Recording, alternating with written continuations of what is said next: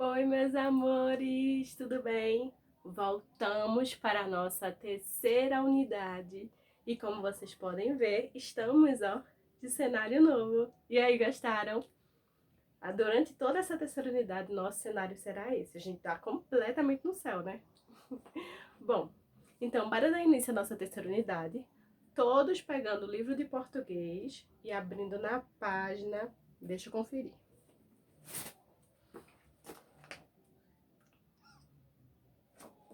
Rapidinho, tá, gente? Na página.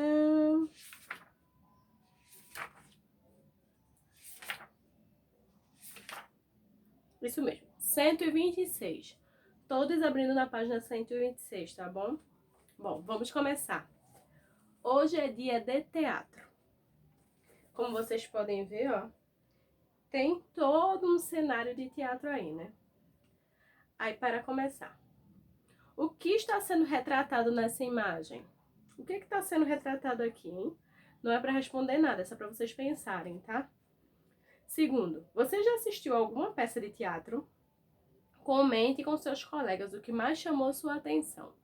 Como não dá pra gente comentar com os colegas da gente, vocês podem comentar aí, com a família de vocês. Terceiro quesito. Em sua opinião, o que os atores fazem antes de encenar uma peça de teatro? E aí? Antes de começar uma peça de teatro, o que os atores fazem? Bom, isso tudo é pra gente pensar um pouquinho, para poder dar início à nossa aula. Desde que surgiu, muitos anos atrás, o teatro desperta no público o riso, o choro e muitas outras emoções. O teatro é a arte da representação. Bom, passando página 128 agora. Antes da leitura. O texto teatral que você vai ler na página seguinte foi escrito por Ziraldo Alves Pinto, nascido em 1932 na cidade de Caratinga, Minas Gerais. Ziraldo, além de escrever peças de teatro, é jornalista, cronista, cartunista, chargista, desenhista e pintor. Em 1960, ele criou a primeira revista em quadrinhos coloridas do Brasil, A Turma do Pererê. Em 1980, publicou O Menino Maluquinho, que se tornaria sua mais famosa personagem. Primeiro, observe ao lado a capa do livro em que o texto teatral foi publicado. Essa é a capa do livro, Bonequinha de Pano. Bom, que relação existe entre o título e a imagem apresentada na capa? O que tem a ver esse título com isso aqui? E isso também. O que tem a ver? O título com essa bonequinha e tudo aquilo que a gente já viu. Bom, depois no segundo quesito. Vocês vão dizer, tá? Vocês vão escrever o que tem a ver. Segundo quesito. Para qual público esse livro foi escrito? Ele foi escrito para quem? Para adulto, para criança, para jovens? Por quê? E no terceiro, com base no título do livro e na imagem da capa, qual será o assunto desse texto? Vocês acham que esse texto é sobre o quê? Pensem aí um pouquinho. Bom, vamos começar nossa leitura. Leia o texto teatral a seguir e conheça uma personagem muito interessante. Bonequinha de Pano. Detalhe de um sótão em primeiro plano, um baú antigo, algumas caixas soltas pelo pedaço do sótão que aparece enquadrado no centro do palco. A pouca luz, um foco ilumina, deitada ao lado do baú, uma boneca de pano. Como o baú é enorme e não há referências de proporções no palco, a boneca deverá parecer uma pequena boneca, mas é a atriz.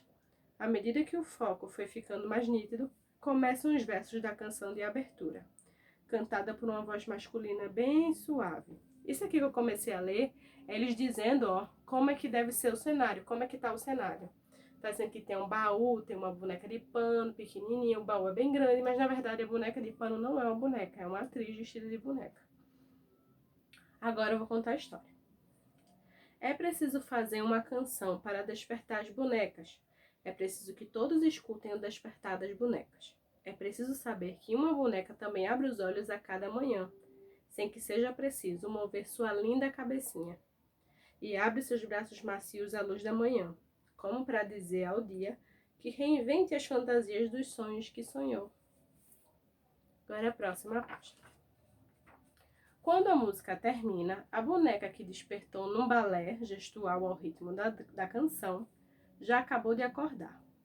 Aí ela se vira para o público e começa a sua fala. Ela fala isso. Para onde vão as bonecas quando a menina cresce? Eu sei de mim. Eu estou aqui. Ah, sim, eu sou uma bonequinha de pano. Vê se não é? Nunca fui boa de articulação. Quer dizer, nunca tive juntas. Nem cotovelos, nem joelhos. Posso dobrar os joelhos para o lado que eu quiser. Olha aí. Ai, meu Deus, como as minhas juntas estão enferrujadas. Ó, me esqueci que não tenho juntas. E nem me consta que boneca de pano enferrugem. Nem me consta que boneca de pano enferrugem. Sou feita de pano e palha. Olha aí. Aí ela tira a palha de dentro do corpo. Enferrujar, a não ser que eu fosse de ferro, que eu fosse um robô.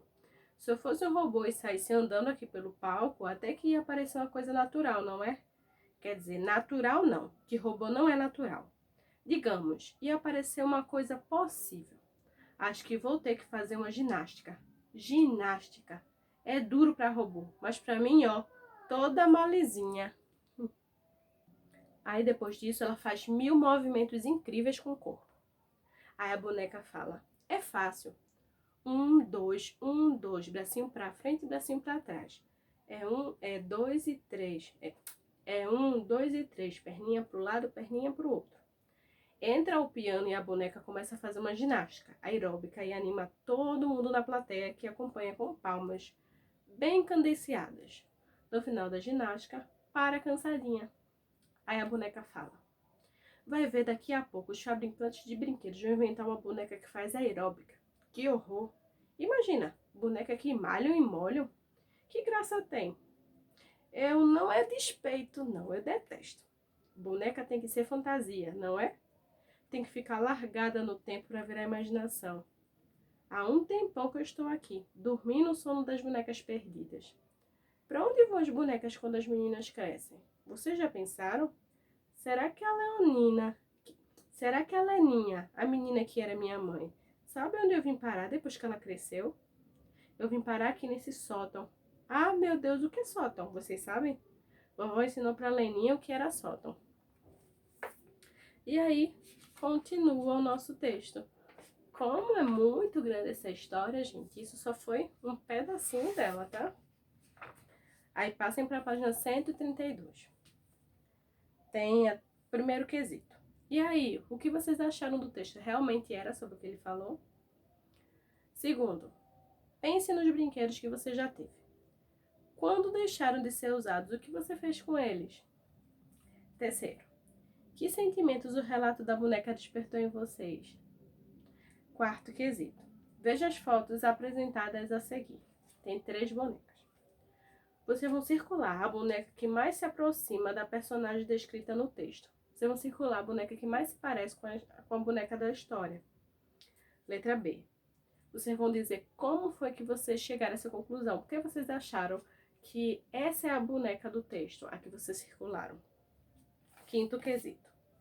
Marque um X na alternativa que explica por que a personagem não é nomeada por um nome próprio. Por que a personagem não tem nome próprio? Por que a boneca não tem um nome? É o quê? Porque a personagem representa uma boneca específica que pertence a determinada criança, ou porque a personagem representa qualquer boneca que já tenha sido esquecida depois que as crianças crescem? Qual das duas? Aí vocês vão para o sexto quesito. Com quem a personagem parece estar conversando? Ela parece estar conversando com quem? Por que vocês acham isso? Sétimo. Onde se passa a história? Por que se passa a história nesse lugar? Vocês vão dizer. Oitavo. No início do texto, uma canção. Qual é o objetivo dessa canção? Por que essa canção foi apresentada no início do texto? Letra B.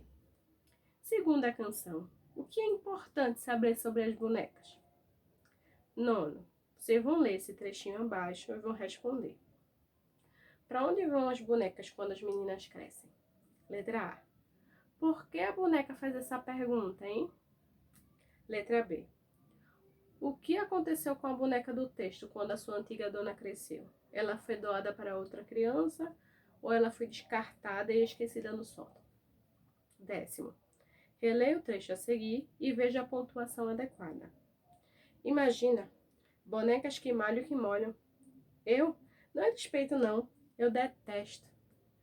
Com que finalidade foram usados esses 3 pontos de exclamação no final? Por que, gente, foi usado esses 3 pontos? Esses 3 pontos foi para mostrar qual era a ideia da personagem. Por isso que foi usado esses 3 pontos. Aí agora a página 134. Releia mais um trecho do texto. Boneca. É fácil. 1, 2, 1, 2. Bracinho para frente, bracinho para trás. É 1, é 2, é 3. Perninha para o lado, perninha para o outro. Nesse trecho, como é possível saber de quem é a fala? Hein? Como é possível saber quem é que está falando? Bom, 12. Em textos teatrais, há indicações que auxiliam a encenação. Elas são chamadas rúbricas, também conhecidas como indicações cênicas. Geralmente são escritas entre parênteses ou com letras diferenciadas, negrito, itálico ou letras maiúsculas. Veja. Entra o piano e a boneca começa a fazer uma ginástica aeróbica e anima todo mundo na plateia, que acompanha com palmas bem cadenciadas. No final da ginástica, para cansadinha. Letra A. Qual é a função dessa rúbrica? Ela orienta o ator ou atriz sobre aquilo que ele deve falar. Ela orienta o ator ou atriz sobre aquilo que ele deve fazer. Informa o que a plateia deve fazer durante a encenação. Agora a letra B. Por que as rúbricas são grafadas de formas diferentes do restante do texto? Para se diferenciar da fala do personagem, para facilitar a leitura do texto, para emocionar os leitores. Bom, essa foi nossa produção textual. A nossa atividade foi logo para interpretar o texto. Agora vamos para o nosso assunto. Hoje o nosso assunto é sobre pronome pessoal, que é nessa página 135 que a gente vai começar agora. Bom, pronome 1. Releia um trecho do texto teatral Bonequinha de Pano de Ziraldo. Quando a música termina, a boneca que despertou num balé gestual ao ritmo da canção já acabou de acordar. Aí ela se vira para o público e começa sua fala. A palavra ela foi usada para retomar o substantivo boneca, ou seja, ela está falando da boneca. Palavras que substituem substantivos são chamadas de pronome. Quando a gente não quer falar, a gente fala boneca e não quer repetir novamente a palavra boneca, a gente costuma usar ela. Quando se for um boneco, ele. É a mesma coisa com o nome de pessoas. Às vezes a gente, para não ficar repetindo várias vezes o mesmo nome, a gente usa ela, ele, eles. Tudo isso são pronomes. A seguir, vocês vão conhecer como são classificados 2 tipos de pronomes. Pronome pessoal. Veja a cena a seguir e observe as palavras em destaque. Eu adorei a música que a professora apresentou hoje na aula. Tu gostaste? Gostei sim. Minha irmã sempre ouve essa música em casa. Ela adora essa canção. No diálogo acima, a palavra eu foi empregada para indicar quem fala, um aluno. A palavra tu para indicar com quem se fala, com um colega. E a palavra ela para indicar sobre quem se fala, sobre a irmã. Página 136, tá? Em uma situação comunicativa, a pessoa que fala, a pessoa com quem se fala e a pessoa ou coisa, assunto do quem se fala, são chamadas pessoas do discurso. Conheça a seguir quais são as 3 pessoas do discurso. Primeira pessoa, aqui tem, mas também aqui também. Primeira pessoa é quem fala. Quem está falando é a primeira pessoa. A segunda pessoa é com quem a gente está falando. No caso, a primeira pessoa sou eu, a segunda pessoa é com quem eu estou falando. Então, a segunda pessoa é você. A terceira pessoa é de quem ou sobre quem está se falando. Então, ó, eu estou falando com você sobre a tarefa. Então, eu sou a primeira pessoa, você é a segunda, a tarefa é a terceira. Os pronomes que se referem às pessoas do discurso são chamados de pronomes pessoais. Esses pronomes pessoais podem ser retos ou podem ser oblíquos. Primeiro tem um quadradinho do pronome reto. Veja a seguir quais são os pronomes pessoais retos. Aí eu botei aqui no quadro e vou aproximar para vocês poderem ver melhor. Bom, como vocês podem ver, pronomes pessoais retos. A gente vai começar falando sobre pronomes pessoais retos. Ele pode estar no singular e pode estar no plural. A primeira pessoa lembra eu, no singular, no plural, nós. Segunda pessoa no singular, tu, no plural, vós. Terceira pessoa no singular, ele ou ela, no plural, eles ou elas. Esse aqui é o pronome pessoal do caso reto. Agora eu vou mostrar para vocês o pronome pessoal do caso oblíquo. Repetindo. Primeira pessoa, eu. Segunda pessoa, tu. Terceira pessoa, ele e ela. Isso do singular. Agora eu vou falar do plural. Primeira pessoa, nós. Segunda pessoa, vós. Terceira pessoa, eles e elas. Agora eu vou mostrar para vocês o oblíquo, tá, gente? Bom, gente, esse é o oblíquo. Vocês viram que é bem maior do que o reto, né? Vamos começar. Primeira pessoa do singular do oblíquo. Me, mim, comigo. Segunda pessoa do singular. Te, ti, contigo. Terceira pessoa do singular. O, a, lhe, se, ele, ela, se, consigo. Falei só os singulares. Agora, bora para os plurais. Primeira pessoa do plural. Nos, nós, conosco. Segunda pessoa do plural. Vos, vós, convosco. Terceira pessoa do plural. Os, as, lhes, se, eles, elas, se, consigo. Como vocês puderam perceber, eu passei uns tracinhos vermelhos em alguns. Por quê? Para mostrar a vocês que tem palavras aqui que aparecem no oblíquo, que também aparecem no reto, que é nós, vós, eles e elas. Também aparecem. Então, esse aqui foi o oblíquo. E como vocês viram antes, o reto. Agora, vocês conhecem os dois tipos de pronomes pessoais.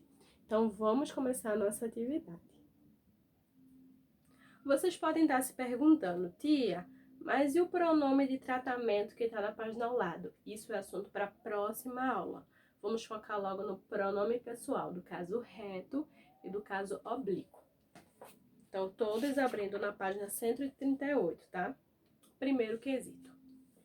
Escreva as frases a seguir, substituindo as expressões em destaques por pronomes pessoais retos. Lembra qual reto? Eu, tu, ele, nós, vós, eles. Sei que são muitos nomes, mas vocês vão decorar com o passar do tempo. Então, Júlio foi uma festa de aniversário. Lá, Júlio comeu bolo.